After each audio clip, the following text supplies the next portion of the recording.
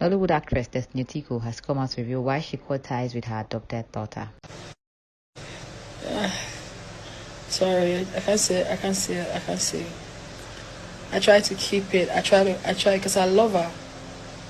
Only God knows I love Chinenye so much. I saw a girl coming from, I don't want to use any word that is not befitting though. Not coming from a rich background, wanted so much to help. But no, I don't want to tell the story. I don't want to give people a story to talk about. Don't worry.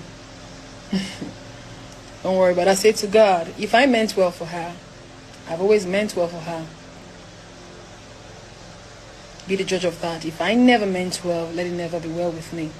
It's life, you know. Most times I don't know what I should say. It's in my destiny to help people and they don't appreciate me back. They don't, I don't know.